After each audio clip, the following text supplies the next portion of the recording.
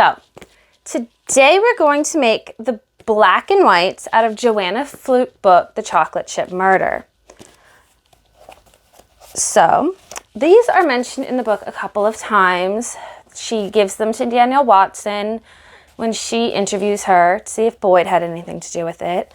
She talks about them a lot because she invented them for a celebration party that the sheriff's department was doing for the new black and white cruisers they're getting. She talks to Lisa a lot about mixing them and making them, but they don't really have a starring role in the book per se. She did invent them in the book though, she says. Now, here is the recipe. It is on pages 158 and 159 of my book, but I know there's other editions. It might be different. But for the black and whites, it says, do not preheat oven yet. Dough must chill before baking. 2 cups of chocolate chips, 3/4 cup butter, that's a stick and a half, 2 cups of brown sugar or white sugar with a scant 2 tablespoons molasses mixed in, 4 eggs, 2 teaspoons vanilla, 2 teaspoons baking powder, 1 teaspoon of salt, 2 cups of flour, not sifted, approximately ½ a cup of confectioner's sugar, powdered sugar, in a small bowl. It says you're going to melt the chocolate chips with butter, microwave on high power for 2 minutes, then stir until smooth. Mix in sugar and let cool. Add eggs one at a time, mixing well after each addition. Mix in vanilla, baking powder, and salt. Add flour and mix well. Chill dough for at least 4 hours. Overnight is even better. When you're ready to bake, preheat oven to 350 degrees, rack in the middle position. Roll walnut-sized dough balls with your hands. Messy, wear plastic gloves if you wish. Drop the dough balls into a bowl with the powdered sugar and roll them around until they're coated. If the dough gets too warm, stick it back in the refrigerator until you can handle it again. Place the balls on a greased cookie sheet, 12 to a standard sheet. They will flatten when they bake. Bake at 350 degrees for 12 to 14 minutes. Let them cool on the cookie sheet for 2 minutes and then remove to wire rack to finish cooling. Made these for Winnetka County Sheriff's Department open house in honor of their 4 new cruisers. So let's get to the kitchen, and I've already got the stuff portioned out. So all we'll have to do is mix it up and bake it off after we let it chill, of course, for 4 hours.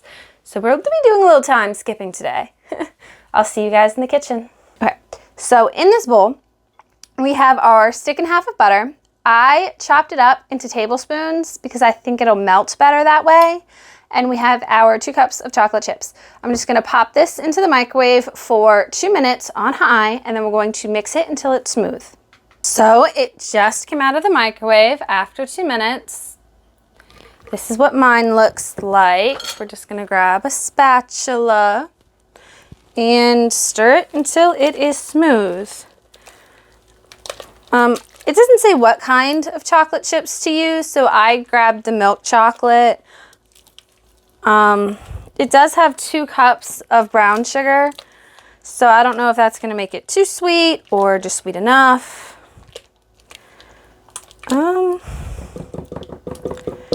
Houston, we have trouble mixing.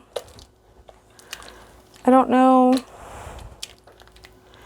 what's going on here, but so far my chocolate doesn't want to melt. I might have to put it back in the microwave for about 30 seconds, I guess. Yeah, just keep moving it about until maybe something happens. It's a lot liquidier than I thought. That might just be because a lot of it hasn't melted yet. It does seem to be melting a little bit. I still might put it in for a little bit longer though. I don't know. Just kidding.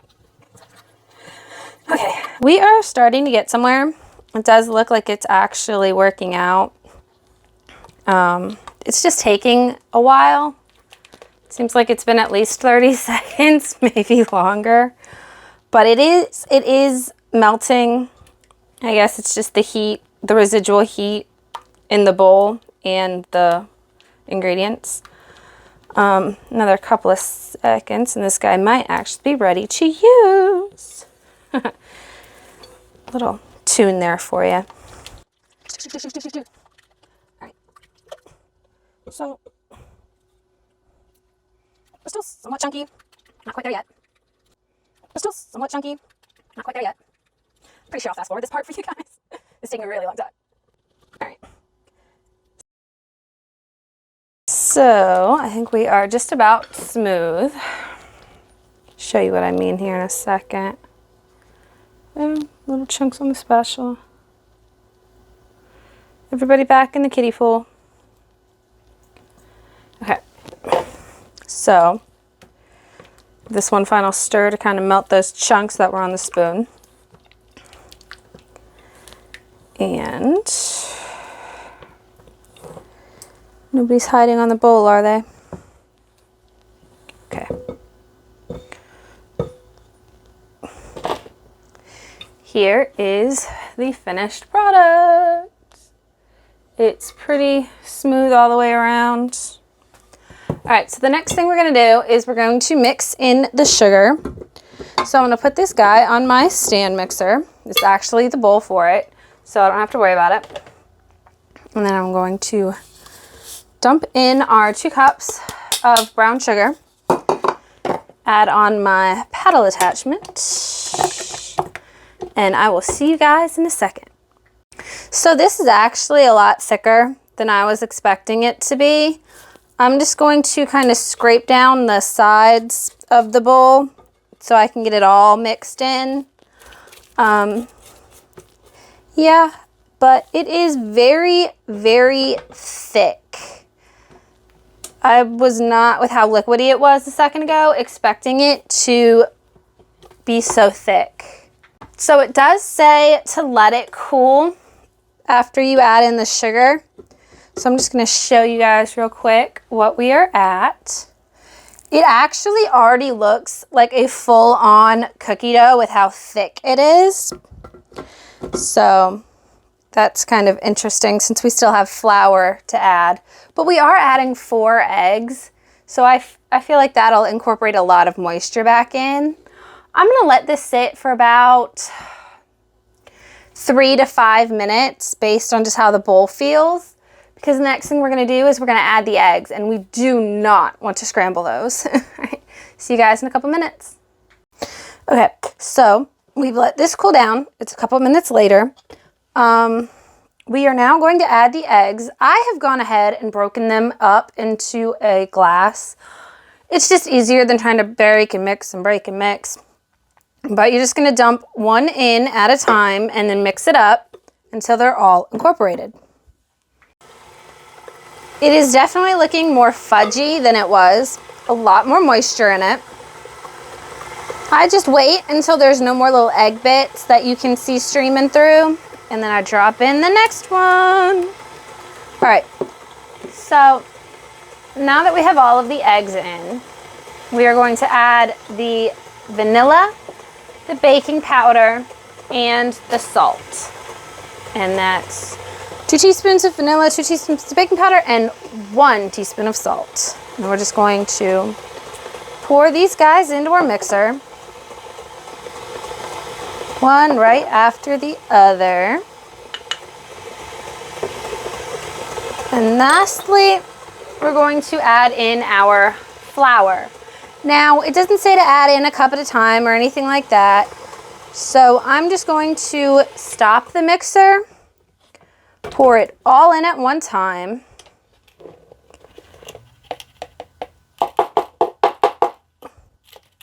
And then I'm going to start the mixer very slow so that we don't get a big flour cloud. Nobody likes cleaning up flour from everywhere. Once the flour's all mixed in, for the most part, on the surface, that it's not going to make one of those flour clouds, you can turn it up to get the rest of it really mixed in. Once it all looks pretty good, I'm just going to scrape down the sides and then give it a final mix. Let's see. And I'm a little hesitant with this recipe because first we were really soupy with the chocolate and the butter, and then we were really thick with the chocolate and the sugar, and now we're back to really kind of liquidy, which is probably why these have to chill for 4 hours. Okay, so one final mixeroo.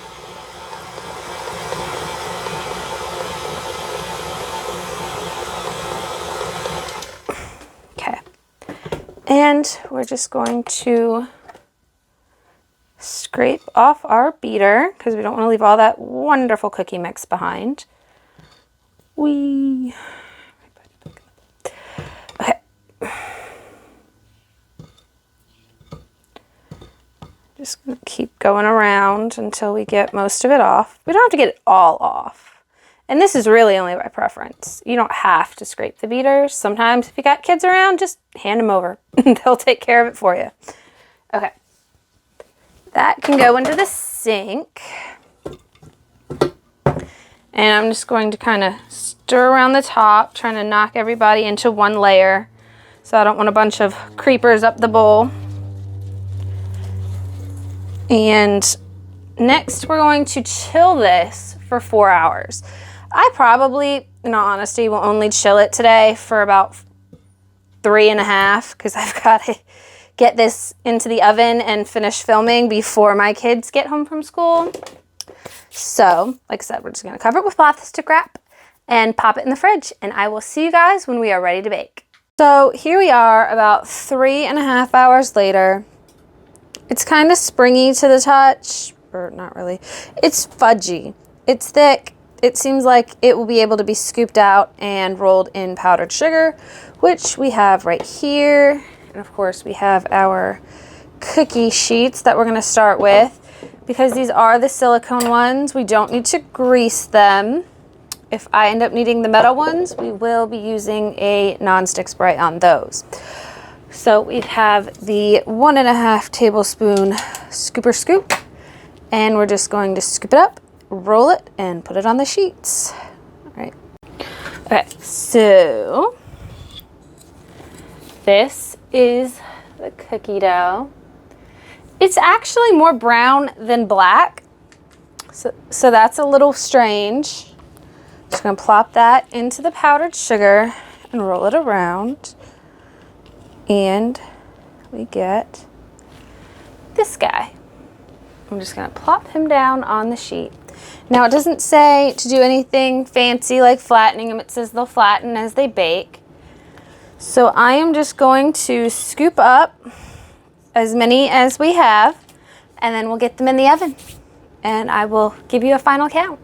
All right, so we are done. There are 4 dozen plus 5, so that's about 53 cookies.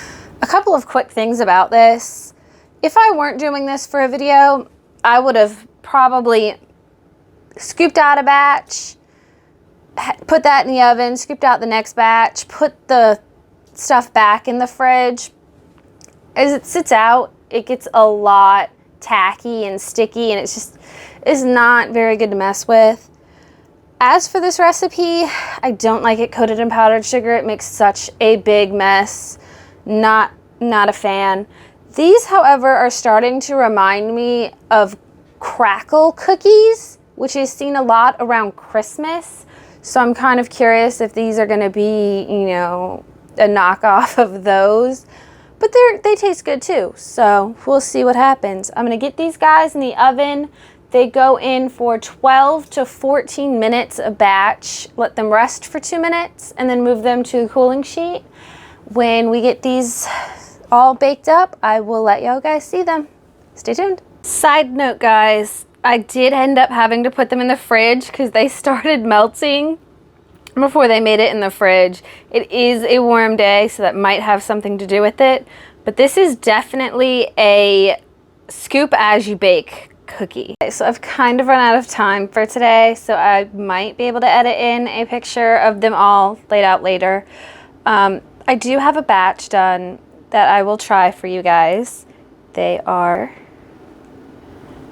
is the first batch that came out of the oven. That's the second batch. I think these silicone trays were not the way to go for this one. They don't seem like they helped them, and they did stick pretty bad. I don't know, that could have just been because they were warm and I let them sit out while I did all the other batches. As I said, I put them in the fridge. So I'm hoping the next batch will be better. We will see how that goes. If not, there is a metal tray And that one was sprayed with the cookie dough, just like in the recipe. So maybe that will be an improvement. I don't know. But I will try one for you guys in just a second. Here is the front. Here the back. That is because they stuck on the tray.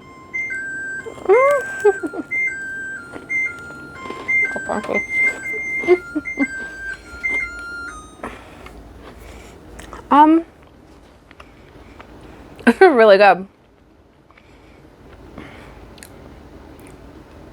They're not too sweet unless you're getting a burst of the powdered sugar. They're pretty crunchy, but they're soft on the inside. I actually like these a lot. So these are the black and whites.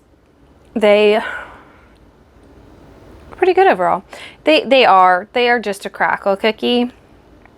They do have a really rich chocolate flavor.